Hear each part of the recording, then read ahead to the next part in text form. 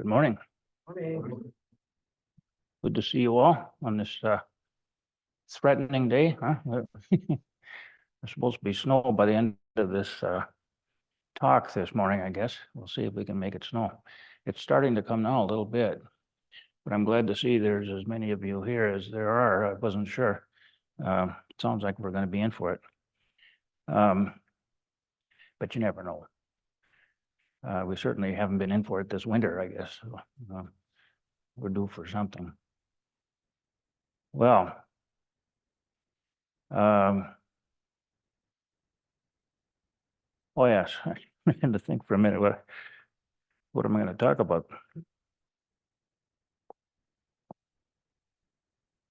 Well, this morning, I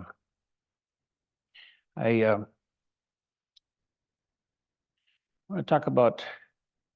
I probably won't mention it, but I'll be talking about happiness. I just finished a class. Many of you were in it. It was titled, what was it now? Mind and Consciousness, a No-Brainer. And in preparing for that class, well, I do this anyway, but I just check in and see what the latest discussions and thinking is around the topic of mind and consciousness. Consciousness, really, because that's the word that is constantly used. It's overworked. But anyway, so I had this class, Mind and Consciousness, a No-Brainer. And in digging around I wasn't searching to find things to talk about. I had plenty of my own, but I just like to check in to see where people are with this kind of thinking and research and whatever. And in doing that, I stumbled on a fellow. I get on and check out various talks and things and or interviews. And there was this fellow who I hadn't encountered before. I was kind of surprised. Maybe I hadn't. It didn't register. His name is Alex O'Connor, a very young man. Actually, when I tuned into the interview, I thought he was almost like, like a high school kid or something, but very learned and very well read, and he's got a PhD in philosophy and a number of other credentials. So that's why I was rather impressed with what he had to say and how articulate he was about what he was talking about. And the title of his talk, that's what caught my eye. Where I clicked on it and to check it out, see what it was. And the title was Morality Can't Be Objective. And I thought, well, that's interesting. I mean, he's correct. Yes, morality can't be objective. The problem with that for most of us then, probably, though it's not said, but the assumption might be that morality is subjective. But that's also not correct. I'll be uncovering this in the talk.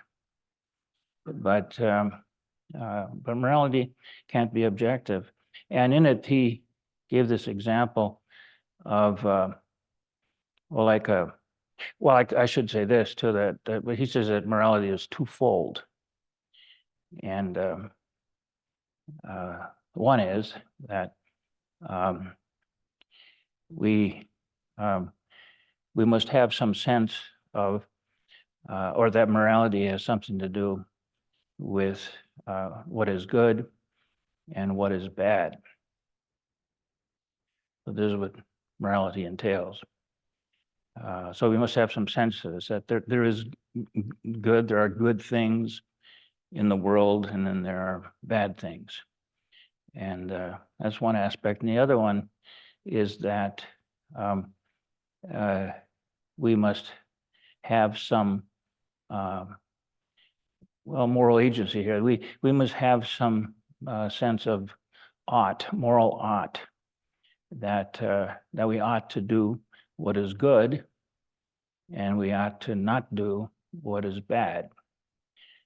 So he's saying these are two aspects of this morality. And then he gave this little story of how, like, and this is why I think it came up on my computer when I was checking all things regarding consciousness and that sort of thing, because he gets into this story about, or this example of how a computer or a robot can't be a moral agent because it's just acting out according to what it's programmed for. Even if it's programmed to do good, it's just acting for the good because it's been programmed this way.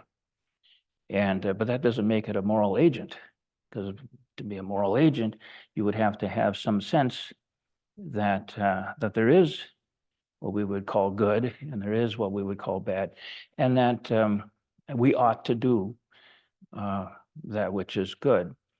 And the robot doesn't think in terms of that there's good or bad. It's not what's motivating him. I should say, maybe. And nor does it have any sense of ought, moral ought, that we ought to do what is good. Okay, well, what I find interesting about this, and what will block us from really, I'll mention happiness one more time. Well, 3 times, it's coming up again. That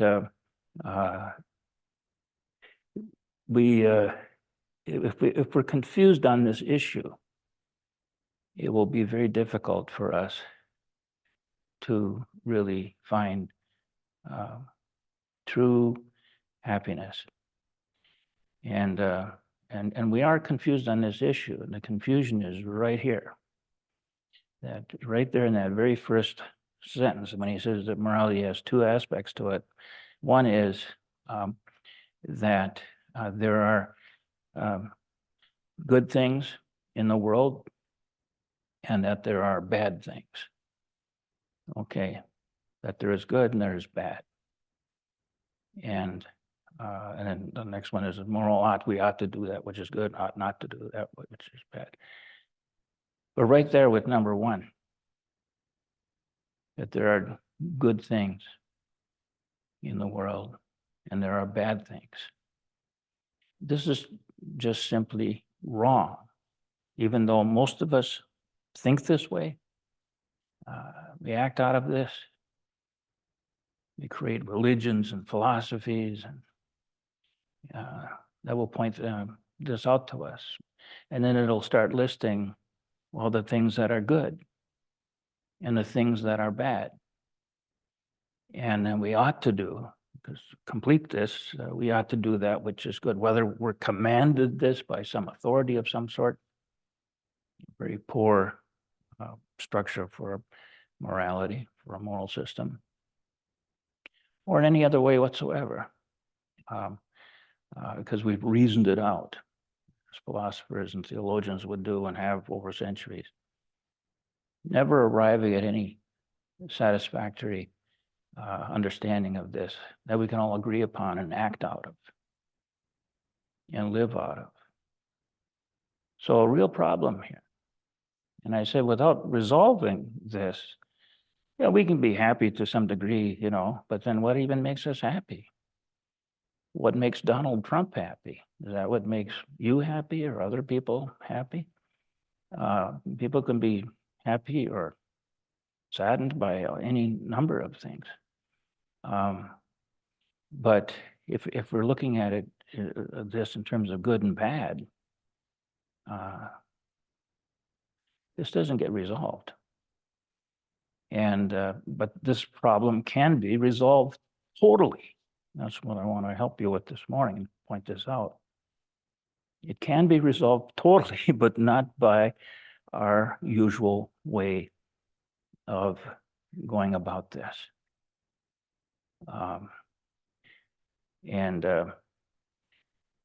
So what is What is wrong with this thing about that there are some good things? Well, I wanted to say this, that this young fellow, Alex O'Connor, in writing this out, and there's two aspects. There's that there are good things and that there are bad things.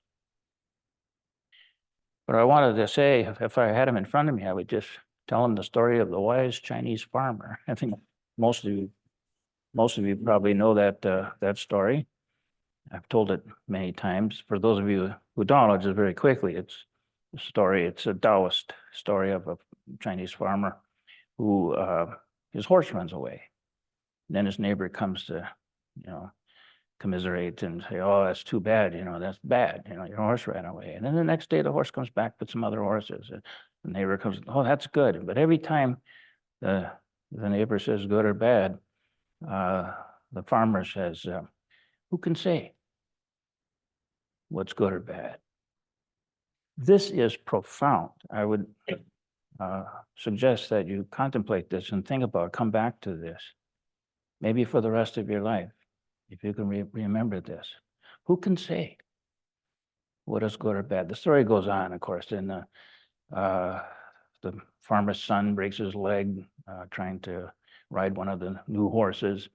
And then the neighbor said, "Well, that's bad." And then the army's coming through to conscript young men for the war or whatever's going on, and they pass over the Chinese farmer's son because he has a broken leg, and it just goes on like this. But every time the farmer says, "Who can say?"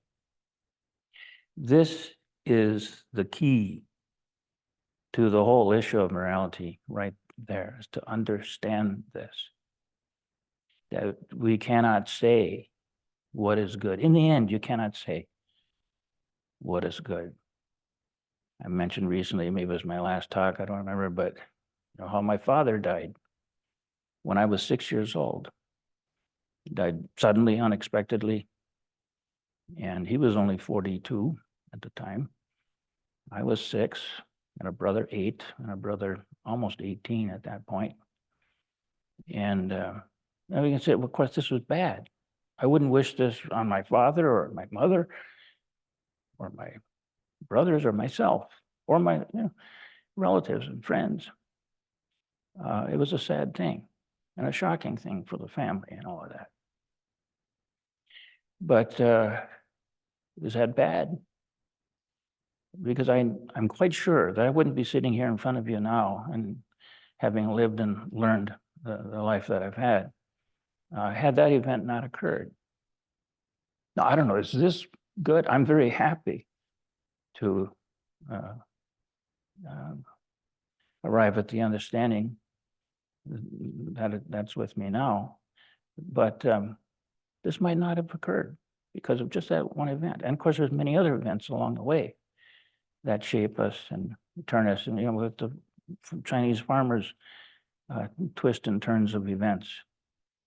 But who can say among these things which is what's good here and what's bad?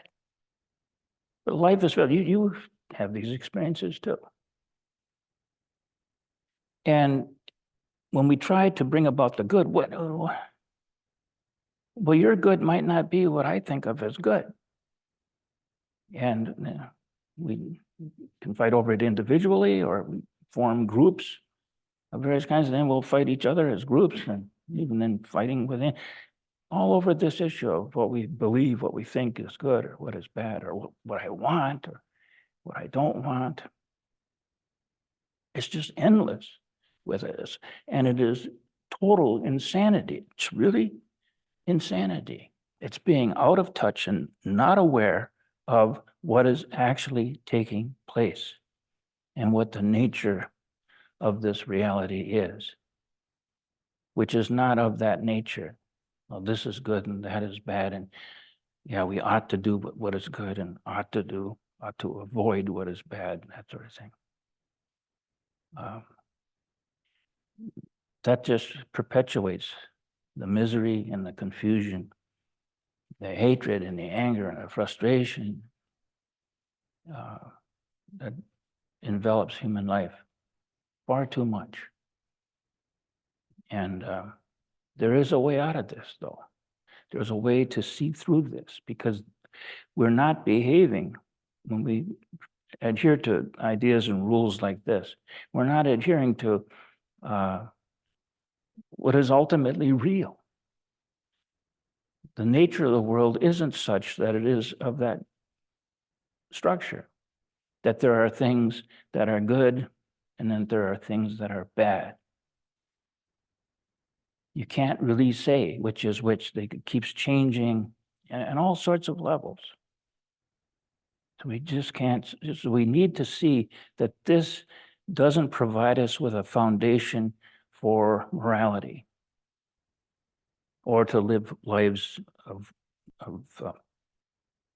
well, happiness, but that are worth living completely, totally to their end.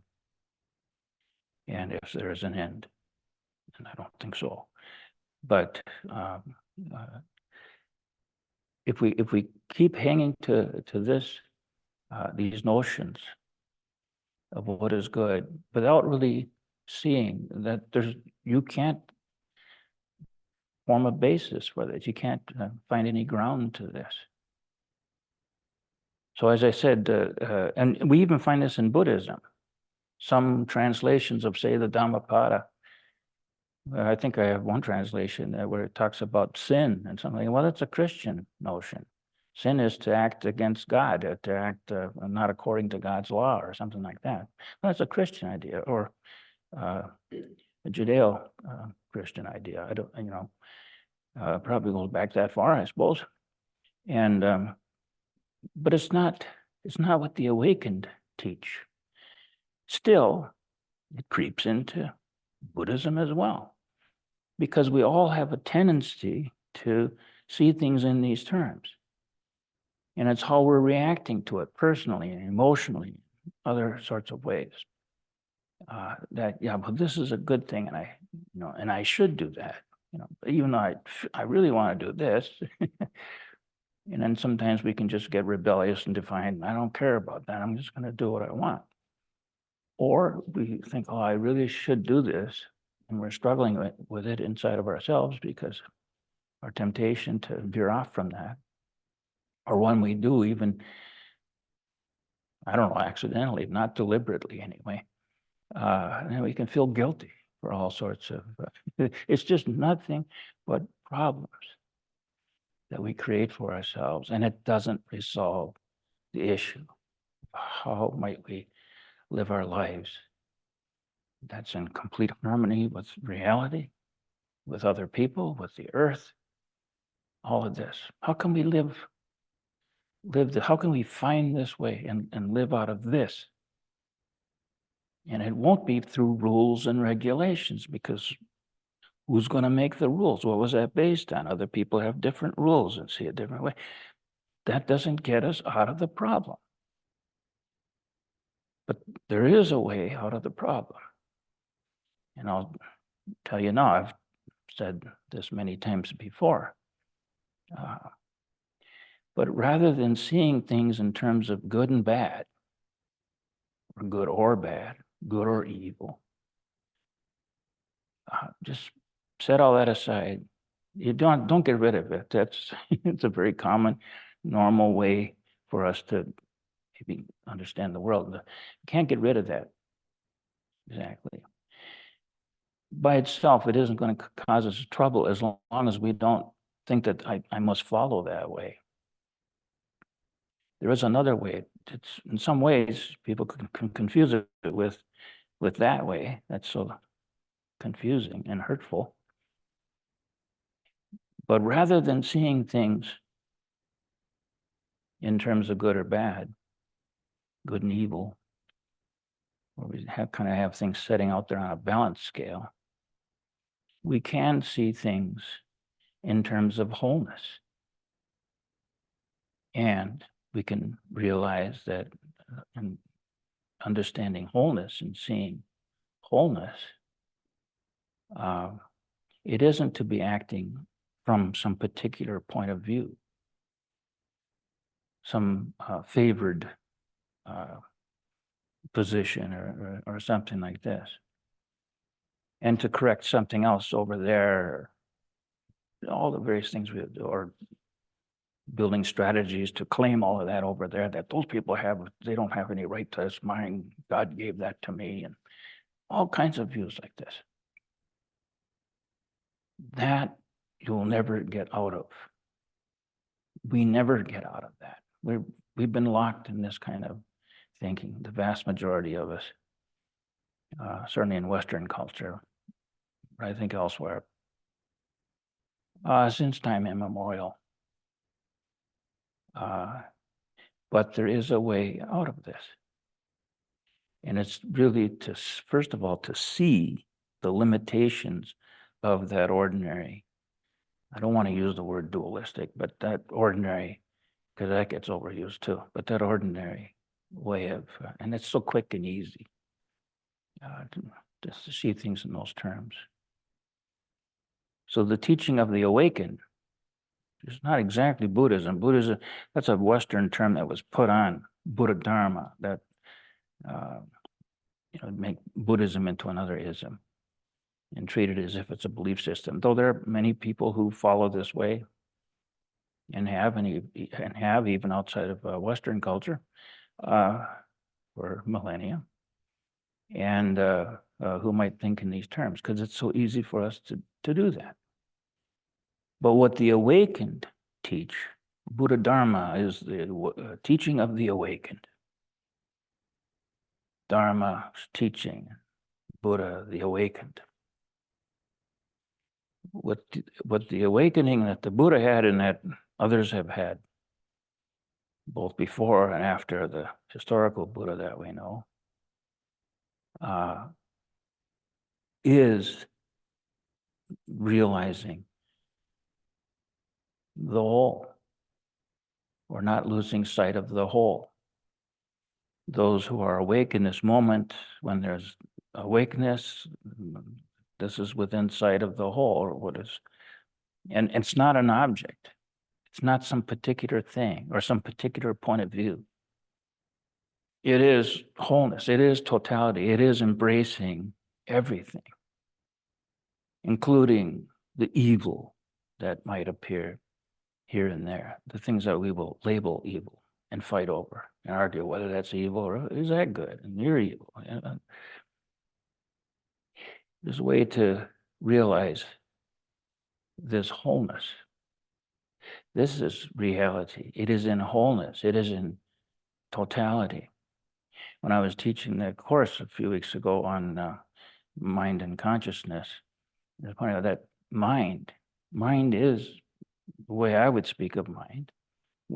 So Wang Po, when he speaks of, he says there's only the one mind, besides which nothing is. He's talking about totality. And with this in mind,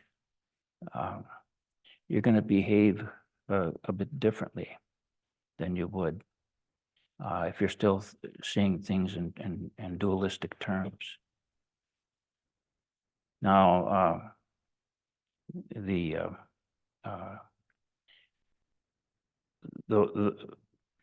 I wrote about this in my book, Buddhism Plain and Simple, that you might wonder, well, how can I possibly see the whole? Well, you can't as an object. That's not what we're talking about here. This is the kind of seeing where I would italicize it if I were writing it. It's a different kind of seeing. It is actually your perceptual experience. It's not even really that. It's not your perceptual experience. But it is perceptual experience, which is available to all of us. And you can't be apart from this. But it is the pure perceptual experience is before we get ideas, before we conceptualize the experience. And now we're seeing in terms of good and bad, good and evil, and this sort of thing. And what is happening, and this is what you can read, you can't see the whole. But what you can see is your mind reacting to that. Consciousness is understood in this teaching as that which is breaking up this experience. It's kind of drawing distinctions between this and that. And then there's also, now there can be the sense of myself here and all of that out there. And there will be a sense of myself being drawn to this, repelled from that, and this sort of thing. Through the process of the conceptualizing, we start making ideas and building stories and themes, to back up the ideas and the things that we're feeling about all of this. Not realizing that it is all mind. And it is of this one nature. And that these distinctions that are drawn, and then it starts to look like I'm drawing it, you're drawing, we're making this distinctions. Yeah, well, but also just the you and the me is already something drawn. And we don't even realize that. And the things that get drawn become very solid and real, substantial to us. And we're reacting to that, getting more embroiled in that if we're not aware of what we're doing. It isn't like that's evil and bad and we should stop doing that and stop having ideas and concepts and dreams and beliefs, and that's all fine as long as we don't lose sight of the whole. We don't lose sight of the true nature of what is appearing here. And this is what we need to do. And the way to notice when you're caught by that is not seeing the whole, or you're not seeing an object of any kind. The way to realize when you're getting caught in the delusion or the illusory world, and we're forming deluded thoughts and ideas about it. The way to watch that, you can detect this. It's really not that difficult, but it's certainly something you can exercise more and more until it becomes stronger and more with you.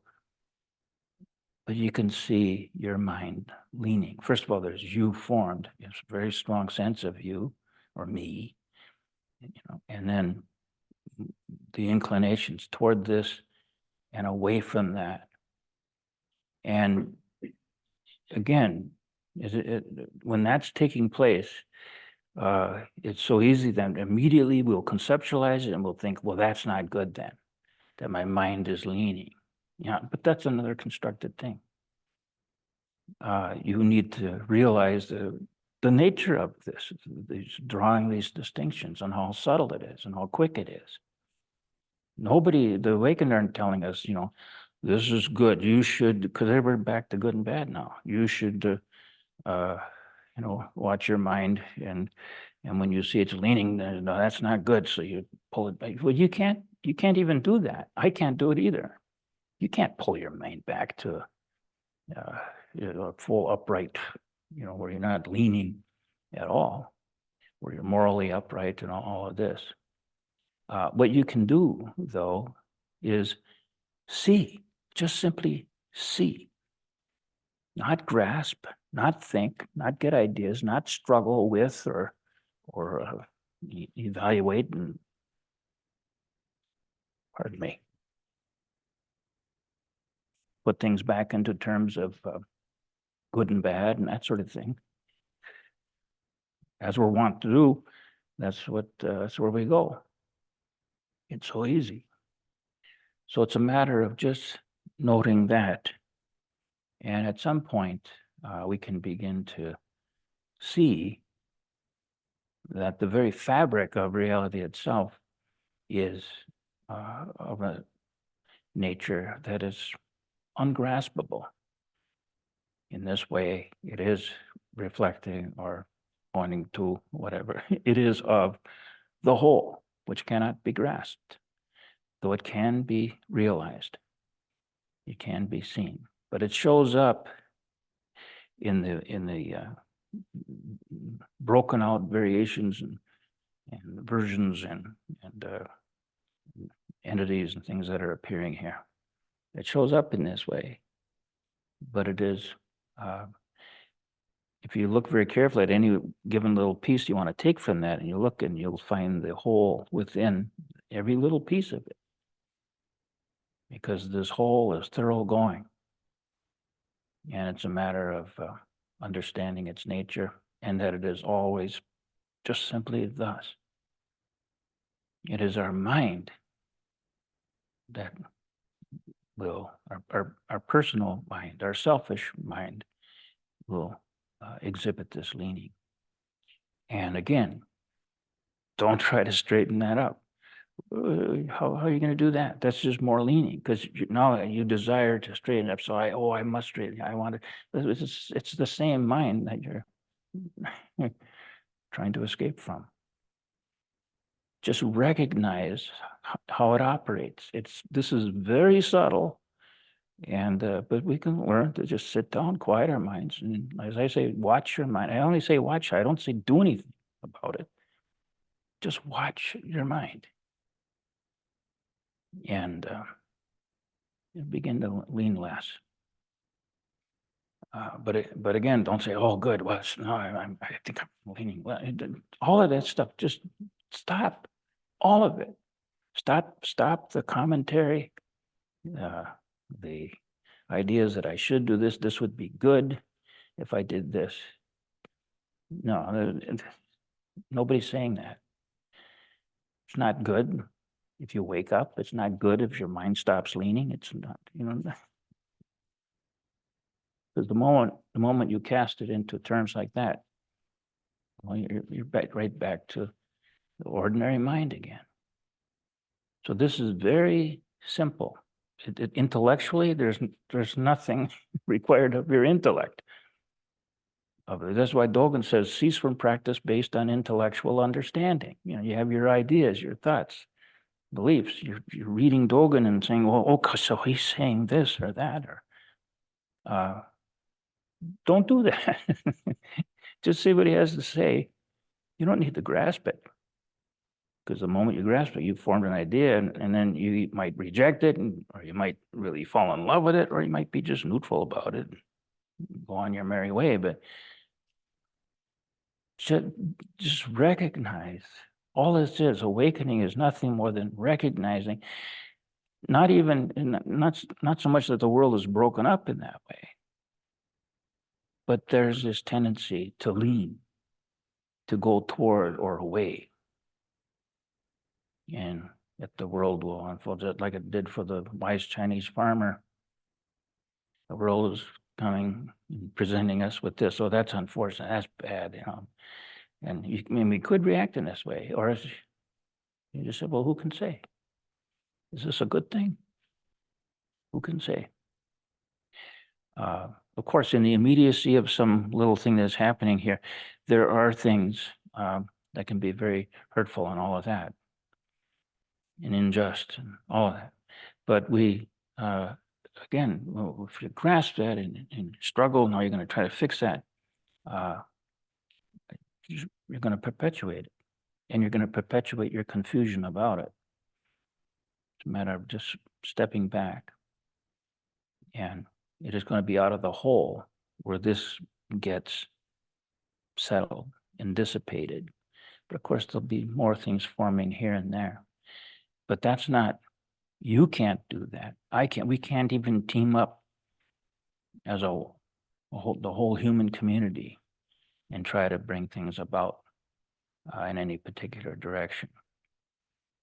It won't, ultimately it won't work. But we can learn to start to take our hands off of things, less control. Yeah, that's all we need to do. You have to control a few things like, maybe cooking your dinner or something. That's going to involve you controlling certain things. But keep it small, keep it limited. When it comes to controlling other people or steering them around or something like this, you better be careful there, including yourself too. I've sometimes, when I was the head teacher here, and I'd hear things would get back to me about, how Steve wants this, or he wants us to do that, but you don't understand. It isn't that I want something here from you or for the center or whatever. It is just looking at those kinds of practices and activities and things that we can do that would be more conducive to our letting our minds settle a bit, and make it more easily that we might get some glimmerings of the whole, and how it is always acting and present with everything that we do, which is the opposite of me acting out of my will and what it is that I want you to do or us to do or something like that. It was never that way. I'd watch myself to make sure that I wasn't entering into it. And to be honest, it never was there very much. I didn't particularly want anything with this center, but just to let it grow, let it be here, not try to control too much. A few things here and there might be helpful, but always watching, because if it looks like it's not helping much, well, maybe we can back off of that. Don't be attached to any rule I might have set up or others that were good. Yeah, some things, we could try. So it isn't like what I'm trying to say here is that it isn't like that you don't do anything in the sense of here we are as human beings in this world. There's things we need to do, but it's always a matter of watching your own mind in the actions that are taking place here, and what might be appropriate, say, for the center, or things that are involving other people and stuff like that. And if you see something coming up out of your own ego, your own point of view, your own, what I want personally from it, recognize that. And as best you can, don't act out of that, but just continue to watch it. You can ask yourself, what would be most helpful for us here as a group, as a whole? To just this is one thing, just to settle our minds, to wake up, and to remove the encumbrances of getting too involved with this kind of behavior or activity, or the robes and whatever. Just don't go too far. And of course, it doesn't mean to stop that. Don't. That's still carrying on in the same way. Just now you're going in the opposite direction. Just stop it all. Learn to observe. And this is the ticket to happiness. And it won't be a ha-ha kind of happy, or boy, this is like we can have a party every day kind of a happy. It's a deep, quiet contentedness, I guess. I don't know what to say. But it is not the torment of trying to get your way. Okay, well, maybe I've said enough about that this morning. I hope I didn't make it too confusing. Any questions about what I had to say today? Yes, David. Question, but more of a comment. One thing we can see is what causes suffering, and we can avoid that. Yes, well, yes, but that suffering is, we can't see specifically what is causing the suffering, but that acting out of the intent or the trying to control and this sort of thing, that is the suffering right there. And we can see that. Oh yeah, well, yeah, and we certainly can feel it, but we can realize it. We can see it with an underlined word "see." I would underline. Yeah. Yeah, we already see the nature of reality. if that were not the case, then we couldn't wake up. But we already see this. We already know this even. But we're always, we're so easily caught by the objects that are appearing in our minds, as though they can't be ignored. And we don't do that either, because here they are, they're showing up, this and that, not just people and objects and things like that, but thoughts and feelings. So we don't ignore any of that. But because you can't, and it would be to live like an insane person if you did. But we can keep ever mindful of its nature, and that there isn't anything here that is anything unto itself. Its self nature is with the whole, not with the individuated thing, whatever it might be that we're focusing on. So we can see that, and we can know that and realize that, and but what we need to do is to kind of be aware of how we get caught in this when we don't see through it. We don't see through the emptiness of the various form things, not the nothingness of it, because this is not nothing. But it is of a nature that we really can't get hold of. Even the stuff that appears like we can get hold of, the different ideas and thoughts and feelings, but objects and people and stuff like this, and ourselves, it's like it seems like we can get hold of these things.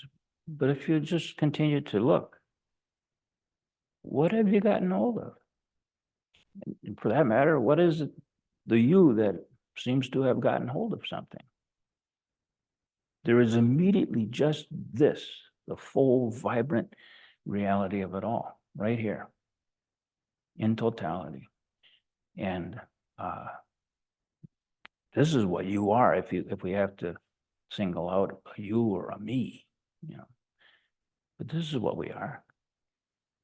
We're not living our own lives. We're living the life of the whole. And to the extent that we can realize that, and then allow that to modify our behavior or whatever, or just to let go of the things we might otherwise try to do or whatever, we can live in a way that's of the whole, and without trying to do it, because you can't try to do it, because that's forming something now. So, but if we stop trying to do the things that we're trying to do beyond necessity, like, yes, cook your dinner, whatever, there's plenty of that. But beyond that, watch where your mind now is. I've got to go this way, or your mind is spinning on something, you're obsessed with something, or any number of things there. These are the kinds of things that we can just remind ourselves of the true nature of what's taking place here. And then you can let that go, or just let it drop away. Because if you really see through these things, they will, beyond necessity, they will drop away. And they do, in spite of ourselves. You're not the person you were 10 years ago. That's all changed. You didn't control as much of that as you might have thought. And really, you didn't control any of it.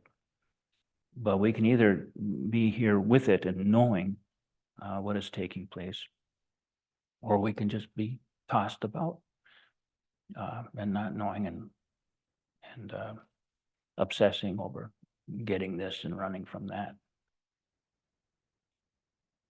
So yeah, so we do have the knowledge, we do see, we do know, we know what suffering, we realize suffering. The Buddha said, I only teach these two things. There's suffering and there's a release from suffering. There's dukkha and release from dukkha. And yeah, that's what it comes down to. I was calling it that release, I was calling happiness. But you won't find a thing that will make you happy, maybe momentarily, temporarily. And then when the thing breaks or goes away, somebody steals it, whatever, no, where's the happiness? Now there's a disturbance there that wouldn't have been there had you not attached in the first place. But we can just see this. So it isn't like, well, that was bad, then you shouldn't attach. No, it's just observe. and realize the nature of what's unfolding here.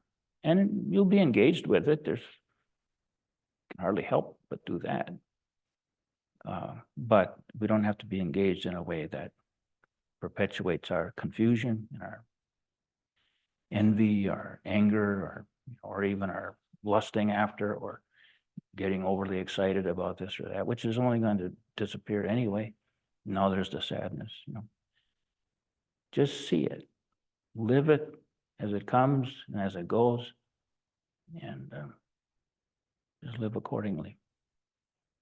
With this, and with regard for the whole, that is regard for others as well, we can begin to live in peace and harmony with others, not just those around us, but even in this world at large. And the various creatures, more than just the humans on this planet.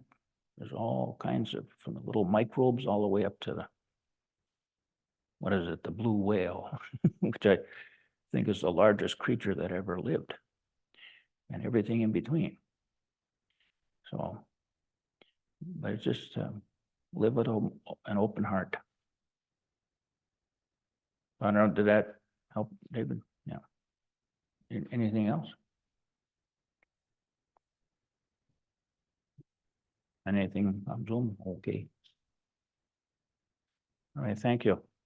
Thank you.